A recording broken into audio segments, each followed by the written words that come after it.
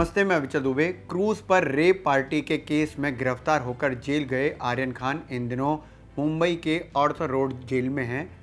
मुंबई के Arthur road jail से पहले उनको एनसीबी की हिरासत में रखा गया था और इस वक्त जो बड़ी बात है, मीडिया रिपोर्ट्स की जो बड़ी बातें हैं उसमें ये बात सामने आ रही है कि काउंसलिंग के दौरान, एनसीबी के साथ काउंसलिंग के दौरान आर्यन खान ने समीर वानखेड़े से एक वादा किया है। आर्यन और उनके दोस्तों की एनसीबी और एनजीओ वर्कर्स ने जो काउंसलिंग की है उसमें आर्यन ने समीर वानखेड़े जो एनसीबी के जोनल डायरेक्टर हैं उनसे वादा किया है।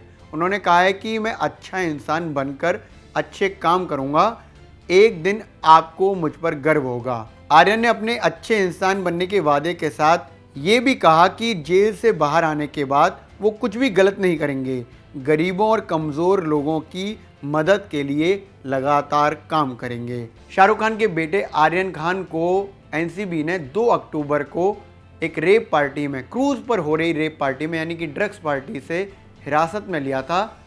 आर्यन के साथ उनके दोस्त अरबाज मर्चेंट और मुनमुन धमीजा को भी एनसीबी ने हिरासत में लिया था और भी दूसरे आरोपी थे, उनको एनसीबी ने हिरासत में लिया। शुरुआत में एनसीबी की कस्टडी में रहने के बाद 8 अक्टूबर को कोर्ट ने आर्यन और दूसरे जो आरोपी हैं यानी कि आर्यन के दोस्त हैं अरबाज और मुनमुन और दूसरे जो भी आरोपी हैं उनको जेल भेज दिया।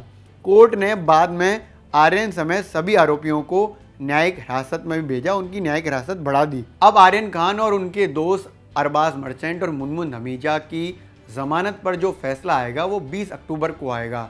दरअसल जो कोर्ट का जो प्रोसेस है उसमें बहुत क्लैरिटी है, उस क्लैरिटी के साथ जो 20 अक्टूबर को फैसला आएगा वो 14 अक्टूबर की सुनवाई के दौरान फैसला सुरक्षित रखा गया। उसके बाद कहा गया कि 20 अक्टूबर को कोर्ट इसमें फैसला देगा कि जमानत दी जाएगी या नहीं। इससे पहले शाहरुख खान और गौरी खान ने अपने बेटे आर्यन को 4,500 रुपये मनी ऑर्डर से जेल में भेजे। दरअसल इतने ही पैसे एक कैदी रख सकता है और जेल में खाना पसंद ना होने की वजह से आर्यन ने जेल की कैंटीन से खाने का सामान लिया। एनसीबी ने 14 अक्टूबर को आर्यन की बेल का विरोध किया। उन्होंने साफ तौर पर कहा कि आर्यन जो हैं वो रेगुलर यूज़र हैं ड्रग्स के, इस वजह से आर्यन की जो बेल है वो नहीं होनी चाहिए।